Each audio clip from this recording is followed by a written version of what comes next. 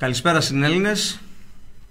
Είμαστε εδώ στις εγκαταστάσεις του Ράδιο Αργό, στην Κεντρική Περιφερειακή Διοίκηση Κεντρικής Μακεδονίας της Ελλήνων Συνέλευσης. Είμαι ο Στέργιος Τζίντζιος, υποψήφιος βουλευτής στο νομό Σερών με την Ελλήνων Συνέλευσης, και δίπλα μου είναι η Μάγδα η Μαμούτου, υποψήφια βουλευτή στην Α Θεσσαλονίκης, επίσης και εγώ με την Ελλήνων Συνέλευση.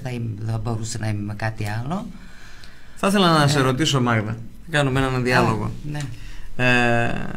Είναι λίγο οξύμορο να μιλάνε δύο βουλευτές, αλλά θα το κάνουμε και αυτό. Θα το κάνουμε, γιατί θα πρέπει να νοήσει ο πολίτης που παρακολουθεί ότι το ότι εγώ είμαι υποψήφιος στις ΣΕΡΕΣ, με το γεγονός ότι εσύ είσαι υποψήφια στην Α Θεσσαλονίκης, ποια είναι η διαφορά της ζωής, της διαβίωσης δηλαδή, στις ΣΕΡΕΣ με τη Θεσσαλονίκη? Θεωρώ πως καμία. Έχουμε τα ίδια προβλήματα, βιώνουμε όλοι το άδικο, όχι μόνο στις ΣΕΡΕΣ και στη Θεσσαλονίκη, αλλά θεωρώ σε όλη την Ελλάδα, αλλά και πιστεύω ότι το πρόβλημα είναι παγκόσμιο. Θέλω μόνο εδώ να τονίσω, Στέλιο, ότι το ότι είμαι βουλευτής της Ελλήνων Συνέλευσης είναι μέγιστη τιμή, αλλά και μέγιστη ευθύνη, γιατί όλοι, όπως γνωρίζεις και όπως θεωρώ πως σε λίγο θα καταλάβει όλος ο ελληνικός λαός, ότι εμείς, δηλαδή οι υποψήφοι βουλευτές της Ελλήνων Συνέλευσης, δεν είμαστε επαγγελματίες βουλευτές. Εμείς είμαστε ενεργοί ελεύθεροι πολίτες που καταλάβαμε όλο αυτό το άδικο που έχει παραχθεί τόσα χρόνια μέσα στη χώρα μας και ενεργοποιηθήκαμε και δεσμευτήκαμε και ορκιστήκαμε ότι αυτό το πόλεμο, γιατί βιώνουμε πόλεμο, σαφώς, 100.000 αυτόχειρες έχουμε. Άρα λοιπόν αυτό το πόλεμο έχουμε ορκιστεί, έχουμε δεσμευτεί ότι με ανιδιοτέλεια πάντα θα το πάμε μέχρι τέρμα. Δηλαδή θα διεκδικήσουμε τα κυριαρχικά μας αλλά και τα πνευματικά μας δικαιώματα μέχρι τέλους. Οπότε η συμμετοχή ενός υποψήφιου βουλευτή με την Ελλήνων Συνέλευσης δεν έχει να κάνει με αυτοσκοπό την εκλογή ως βουλευτής, όπως βλέπουμε τόσα χρόνια. Έχει να κάνει με ένα απότερο στόχο και σκοπό, την απελευθέρωση του ίδιου του Έλληνα, διότι βιώνουμε σαφέστατα μια οικονομική κατοχή. Έτσι. Εγώ θα ήθελα να τονίσω για όλους αυτούς οι οποίοι μιλάνε για την Ελλήνων Συνέλευση τα τελευταία χρόνια και δίνουν ένα πρόσωπο ότι οι άνθρωποι που βρίσκονται στην Ελλήνων Συνέλευση έχουν μαζευτεί εκεί είτε για αποπληρωμή χρεών, είτε γιατί δεν είχαν που άλλο να κουμπίσουν. Μάγδα, θεωρώ από το λίγο που σε γνωρίζω ότι είσαι μια επιτυχημένη στον ιδιωτικό τομέα όσον αφορά στον κόσμο των ασφαλισιών, αν δεν κάνω λάθος. Βεβαίως. Έτσι. Αλλά ήμουν και δημόσιος υπάλληλος, είμαι συνταξιούχος του δημοσίου. Αλλά πραγματικά, Στέλιο, δηλαδή αυτό που με έκανε δεν ήταν οικονομικό το πρόβλημα, γιατί όλοι νομίζουμε ότι βιώνουμε έναν οικονομικό πόλεμο. Δεν είναι έτσι όμως τα πράγματα. Το οικονομικό είναι το μέσο, είναι το εργαλείο που μέσω του αυτού του οικονομικού πολέμου προσπαθούν να καταπιέσουν τους Έλληνες, να τους σκλαβώσουν, και όχι μόνο τους Έλληνες, θεωρώ όλο τον κόσμο. Γι' αυτό πρέπει να καταλάβει ο Έλληνας ότι δεν γίνεται από τη στιγμή που κάποιος, είπες και κάτι άλλο προηγουμένως, εκεί ήθελα να σταθώ, ότι γιατί συμμετείχα στην Ελλήνων Συνέλευση, γιατί δεν είχα κάπου αλλού, πού αλλού να σταθώ. Αυτό είναι πραγματικότητα. Πού αλλού να στεκόμουν, σε ποιο κόμμα, αφού όλα τα κόμματα είναι παράνομα? Και ότι όλοι αυτοί οι νόμοι που έχουν υπογράψει μέχρι σήμερα γνωρίζουμε ότι είναι παράνομοι. Άρα λοιπόν, αν ήμουνα κι εγώ σε αυτό εδώ το τομέα, θα ήμουνα παράνομη. Δηλαδή, πώς θα ήμουν εγώ ως πολίτης εντάξει απέναντι στη χώρα, απέναντι στο κράτος, αφού οι νόμοι που ψηφίζονται είναι παράνομοι? Καταρχήν πρέπει να πούμε ότι όλοι οι βουλευτές μας, όχι τώρα, από τη μεταπολίτευση αλλά και πολύ παλαιότερα, είναι όλοι παράνομοι, γιατί δεν έχουν φέξει σύσταση της Βουλής σε σώμα. Και ότι όλοι αυτοί οι νόμοι που έχουν ψηφιστεί μέχρι τώρα είναι παράνομοι. Με λίγα λόγια, δεν έχουν φεκ με το οποίο πληρώνονται. Βεβαίως δεν έχουν φεκ. Εδώ βλέπαμε για τις σακούλες για τα σούπερ μάρκετ, κάνανε φεκ. Κάνανε δηλαδή το γράψει στην εφημερίδα της κυβέρνησης. Όλοι αυτοί οι βουλευτές που πέρασαν μέσα από την Ελληνική Βουλή μέχρι σήμερα δεν έχουν ΦΕΚ σύσταση της Βουλής. Διαλύουν τη Βουλή όταν είναι να πάμε σε εκλογές, όπως τώρα ας πούμε, κάνουν πάλι διάλυση της Βουλής με ΦΕΚ, αλλά πώς διαλύουν μια Βουλή η οποία δεν έχει συσταθεί ποτέ? Τι είναι αυτό το οποίο οραματίζεσαι εσύ και το βλέπεις ότι μέσα από τις προγραμματικές δηλώσεις της Ελλήνων Συνέλευσης, οι οποίες να σημειώσουμε ότι είναι κατατεθειμένες στον Άριο Πάγο, έτσι, είναι κατατεθειμένες, και αποδεικνύουν και τα οικονομικά εργαλεία, το μέσον δηλαδή με τα οποία θα πραγματοποιηθούν, τι είναι αυτό το οποίο οραματίζεσαι εσύ για το αύριο της χώρας? Καταρχήν, η χώρα μας πρέπει να καταλάβουμε όλοι μας ότι βιώνουμε μια σκλαβιά. Πρέπει να απελευθερωθούμε. Αυτό οραματίζουμε, την ελευθερία. Αυτό ορκιστήκαμε όλοι οι υποψήφοι βουλευτές της Ελλήνων Συνέλευσης. Γιατί η πλατφόρμα πάνω στην οποία θα κουμπίσει όλο αυτό το οικοδόμημα που έχουμε εδώ με την ιδρυτική μας διακήρυξη και τις προγραμματικές μας δηλώσεις, το έχουμε δείξει πάρα πολλές φορές, όλον αυτό το πλούτο, τον οποίο δεν τον αγγίζουν τόσα χρόνια, όλοι το χλευάζουν, ενώ υπάρχει αυτός ο πλούτος και αποδεικνύεται. Μα το χρησιμοποιούν το και 2012 που το κατέθεσε ο Αρτέμις Ώρας, και το 4 Σεπτεμβρίου του 2015 με αριθμό πρωτοκόλλο 6199 έχει πάρει και υπογραφή από τον Άριο Πάγο και αποδεικνύεται αυτός ο πλούτος, και αποδεικνύεται γιατί κάθε χρόνο τον βάζουν και μέσα στον προϋπολογισμό της χώρας. Άρα λοιπόν ας έρθουν όλοι αυτοί που κυβέρνησαν μέχρι σήμερα τη χώρα να μας πούν γιατί δεν χρησιμοποιούν αυτόν τον πλούτο. Αυτός ο πλούτος λοιπόν οραματίζουμε να γίνει, να ενεργοποιηθούμε, να πάμε μέσα στη Βουλή και να κάνουμε χρήση όλου αυτού του πλούτου. Να υπογραμμίσω ότι όλος αυτός ο πλούτος χρησιμοποιείται κατά το δοκούν, δηλαδή κατεβάζουν τα συγκεκριμένα τραβηκτικά δικαιώματα SDRs, τα οποία απορρέουν από τη σύμβαση Bretton Woods, κατεβάζουν άτοκα χρήματα και τα οποία τα δίνουν πίσω στο Διεθνές Νομισματικό Ταμείο, και την ίδια στιγμή πάνε στη δευτερογενή αγορά και ζητάνε δάνεια με πολύ υψηλά επιτόκια. Αυτό συμβαίνει για να μπορεί να είναι ο Έλληνας χρεωμένος και υποδουλωμένος.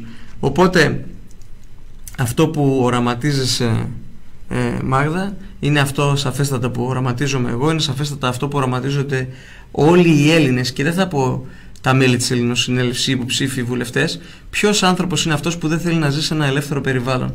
Και όταν λέω ελεύθερο περιβάλλον, γιατί κάποιοι μπορεί να πούν αυτή τη στιγμή εντάξει, δεν είμαστε και με το σπαθί στο λαιμό, εγώ θα τους αποδείξω ότι αυτή τη στιγμή είμαστε με το σπαθί στο λαιμό. Γιατί? Αν δεν πληρώσεις 3 χρόνια ένφια, σου παίρνουν το ακίνητο. Έτσι. Αν καθυστερήσεις 2 δόσεις στην εφορία, γίνεται δέσμευση, κατάσχεση λογαριασμού, και αν ο λογαριασμός είναι όψεως, υπάρχει πρόβλημα, δεν μπορείς να κινήσεις την επιχείρησή σου. Αν ο λογαριασμός, παρόλο που τον προστατεύει ο νόμος, είναι συνταξιοδοτικός ή μπαίνουν μέσα επιδόματα, έχουμε δει πάρα πολλές χιλιάδες περιπτώσεις ότι και εκεί επεμβαίνουν. Είναι θέμα και διαβίωσης και επιβίωσης. Επίσης βλέπουμε ότι και μάλιστα με τις δηλώσεις τις τελευταίες, ότι η πρώτη κατοικία, λέει, των κόκκινων δανειοληπτών σε πολύ ελάχιστες περιπτώσεις με το νέο ποινικό κώδικα θα προστατεύεται. Η πρώτη κατοικία, δηλαδή οτιδήποτε έχει προβλεφθεί ως ανθρώπινο δικαίωμα μέσα από τον Οργανισμό Ηνωμένου Έθνους, εδώ στη χώρα καταστρατηγείται. Οπότε πραγματικά είσαι με το σπαθί στο λαιμό, με το μαχαίρι στο λαιμό ή με το πιστόλι στον κρόταφο, διότι κάθε μέρα ζεις με την τρομοκρατία του αύριο. Αν θα μπορέσω να είμαι συνεπής στις υποχρεώσεις, αυτές τις υποχρεώσεις τις οποίες δεν εξέτασα ποτέ όμως πώς προκύπτουν. Έτσι. Σωστά. Και αν μη τι άλλο, θα πρέπει να μας αποδείξουν όλοι αυτοί, αν και εφόσον έχουν εκτελεστούς τίτλους για όλα αυτά που μας αποδίδουν. Εμείς ποτέ δεν ελέγξαμε τίποτα. Το TaxisNet μας λέει η Διεύθυνση Επίλυσης Διαφορών ότι οι αναρτήσεις του αποτελούν εκτελεστό τίτλο, ενημερωτικό χαρακτήρα, έχουν ενημερωτικό χαρακτήρα και δεν αποτελούν εκτελεστό τίτλο. Όταν πας στη ΔΕΗ, η ΔΕΗ δεν μπορεί να εκδώσει εκτελεστό τίτλο, γι' αυτό και δεν εκδίδει, δεν καταγγέλει τη σύμβαση. Θα πρέπει να σε πάει μέσα σε ένα δικαστήριο για να μπορέσει να εκδώσει εκτελεστό τίτλο. Παρόλα αυτά παρανομούν όμως και σου κόβουν το ρεύμα. Παρόλα αυτά παρανομούν και σου κόβουν το νερό. Που δεν μπορεί κανένας να εκδώσει εκτελεστό τίτλο για τη διακοπή του ύδατος. Συνεπώς βλέπουμε μια συνεχή παρανομία η οποία έχει δημιουργήσει ένα καθεστώς, ένα περιβάλλον τρομοκρατίας αν θέλεις, και ο Έλληνας ακριβώς, Μάγδα, φοβάται τόσο πολύ στην καθημερινότητά του που δεν τολμάει να δει την πραγματικότητα, την αλήθεια. Και αυτό είναι αυτό που καλούμαστε εμείς με έναν συνεχή αγώνα και όχι ένα προεκλογικό αγώνα, έτσι, αλίμονο. Είναι η συνέχεια τόσων χρόνων που είμαστε στο δρόμο και φωνάζουμε συνέχεια και λέμε όλα αυτά τα πράγματα, και τώρα νομίζω είναι η ευκαιρία μας, είναι ο δίκαιος καιρός να πάμε όλες τις κάλπες, γιατί και εγώ 20 χρόνια δεν πήγαινα να ψηφίσω. Πρώτη φορά πήγα τώρα με τις ευρωεκλογές. Και μάλιστα θεωρούσα ότι αυτή η πράξη μου ήταν επαναστατική, το ότι δεν πάω να ψηφίσω. Έτσι θεωρώ, να συμπληροφορήσω και περισσότεροι που δεν πάνε. Έτσι ακριβώς, γιατί είχαν απαξιώσει όλα τα κόμματα όπως και εγώ. Αλλά τώρα κατάλαβα ότι με την Ελλήνων Συνέλευση, με τον πολιτικό φορέα του έθνους των Ελλήνων, για πρώτη φορά εκπροσωπείται η χώρα μας, το έθνος μας. Γιατί μέχρι τώρα όλα αυτά τα κόμματα είναι η συνέχεια των κομμάτων που ιδρύθηκαν τότε με τη δολοφονία του Καποδίστρια και ίδρυσαν τότε το φιλογαλλικό, το φιλοαγγλικό, το φιλορώσικο και μόνο ελληνικό δεν υπήρχε. Και αυτές οι ίδιες γραμμές αίματος, Στέλιο, από τότε μέχρι σήμερα είναι που μας κυβερνάνε και βλέπουμε ότι πού μας φτάσανε, από το κακό στο χειρότερο. Σαφέστε. Άρα λοιπόν τώρα καλώ όλους αυτούς που απήχαν όλα αυτά τα χρόνια, όπως και εγώ, όλους τους ενεργούς σκεπτόμενους Έλληνες να έρθουν και να ψηφίσουν την Ελλήνων Συνέλευση, γιατί η Ελλήνων Συνέλευση είναι ο φορέας του έθνους και για πρώτη φορά μας δίνεται αυτή η δυνατότητα μετά από πολλές χιλιάδες χρόνια να ψηφίσουμε για το έθνος μας, να ψηφίσουμε για την Ελλάδα μας. Δηλαδή ο ψήφος στην Ελλήνων Συνέλευση δεν είναι για στένα, Στέλιο, στις αίρες, ούτε για μένα που είμαι στη Θεσσαλονίκη. Σαφέστατα. Εμείς είμαστε οι μηχανισμοί, εμείς θα είμαστε το στόμα σας, το αυτί σας, θα είμαστε αυτοί που θα διεκδικήσουμε τα δίκαια και τα δικά μας. Είμαστε οι μηχανισμοί και μάλιστα δεν θα έχουμε ασυλία. Αν δεν πράξουμε αυτά που πρέπει και αυτά που θα μας πούνε, θα πάμε κατευθείαν στο σπίτι μας. Το οποίο το υπογράφουμε με συμβολιογραφική πράξη, ότι δεν αποδεχόμαστε τον θεσμό της βουλευτικής ασυλίας. Έτσι ακριβώς. Οπότε, Μάγδα, για να καταλήξουμε σε ένα συμπέρασμα, αυτή τη στιγμή αυτό που βιώνουν οι Έλληνες είναι το αποτέλεσμα της διαχείρισης ενός χρέους, σωστά? Όποιος διαχειρίζεται χρέος σε αυτή την κοινωνία που ζούμε είναι αυτός ο οποίος δημιουργεί και χρήμα, σύμφωνα με το οικονομικό δόγμα. Άρα όλοι αυτοί που λένε ότι εσύ δεν διαχειρίστηκες το χρέος και εγώ θα το διαχειριστώ καλύτερα, τι σημαίνει αυτό? Ότι εγώ θα δώσω στις τράπεζες να κερδίσουν περισσότερα. Έτσι μεταφράζεται. Έτσι. Οπότε, εμείς όμως τι λέμε, Στέλιο? Εμείς μιλάμε για διαχείριση πλούτου. Και τον αποδεικνύουμε. Βεβαίως. Ζητούμε πίσω τα κυριαρχικά, κληρονομικά, πνευματικά και υλικά μας δικαιώματα. Βεβαίως. Τα δίκαια τα δικά μας. Αποδεικνύουμε τον τρόπο. Έχουμε αποδείξει τόσα χρόνια και μάλιστα δει ο πρόεδρος μας, ο Αρτέμις Ώρας, όπου δεν διαπραγματεύτηκε ποτέ και δεν διαπραγματεύεται 13 μήνες, βιώνει ένα τεράστιο άδικο. Είναι σε πολιτική ομηρία. Δεν του έχουν αποδοθεί οι κατηγορίες, δεν ορίζεται η δίκη. Βρίσκεται έγκλειστος, όμηρος, με βάση μιας επέσχυτης νομοθεσίας του άρθρου 177 του Κώδικα Ποινικής Δικονομίας, όπου λέει ότι οι δικαστές, λέει, οι εισαγγελείς θα μπορούν να παραβλέψουν τα στοιχεία και να πράξουν κατά τη συνειδήσεώς τους.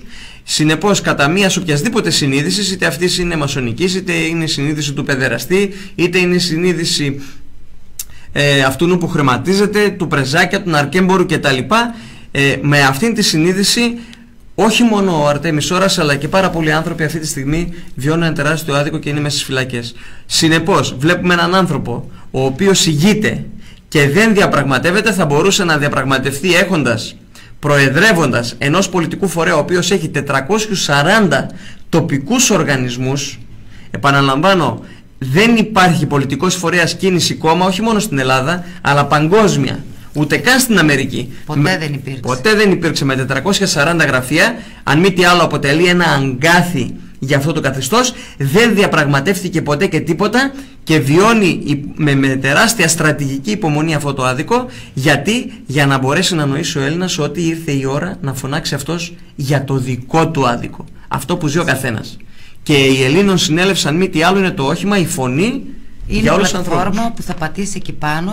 Έχουμε τον πλούτο, έχουμε τη θέληση, έχουμε τη βούληση. Είναι τώρα η ευκαιρία μας.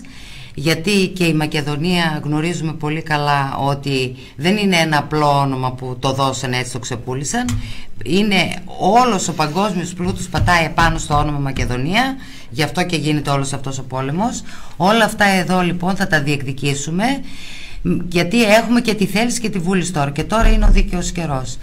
Άρα πρέπει να καλέσουμε όλους τους Έλληνες να έρθουν να ψηφίσουν. Όλοι οι πάντες. Και όχι μόνο να ψηφίσουν, Στέριο, να έρθουν και να πάρουν μέρος και σαν εκλογικοί αντιπρόσωποι για να μετρήσουμε αυτή τη φορά τους ψήφους, γιατί γνωρίζουν πολύ καλά μέσω αυτής της εταιρείας, της εβραϊκής εταιρείας εβραϊκών συμφερόντων, κλέβουν ψήφους. Σαφέστατα. Θα αφήσουμε λοιπόν να μας κλέψουν τους ψήφους και αυτή τη φορά?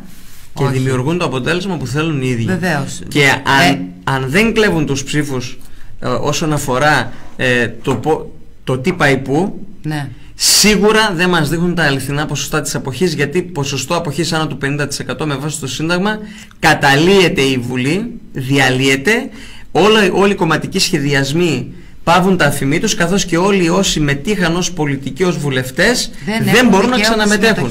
Συνεπώς αυτά τα παιδιά τα οποία είχαν έτοιμα δεν μπορούν να τα ξαναχρησιμοποιήσουν. Οπότε δίνουμε το μήνυμα να συστρατευτούν όλοι οι Έλληνες και να γίνουν εκλογικοί αντιπρόσωποι της Ελληνοσυνέλευσης, ακόμα και αν δεν ψηφίζουν Ελληνοσυνέλευσης αλλά θέλουν να ελέγξουν τη διαδικασία και να είναι σίγουροι ότι η πλατφόρμα της Ελληνοσυνέλευσης και η βούληση όλων ημών είναι έτοιμη, ικανή να μπορέσει να δώσει τα πραγματικά αποτελέσματα, για να μπορέσουμε να κάνουμε τη σύγκριση και την ένσταση με τη Singular Logic ανά πάσα ώρα και στιγμή.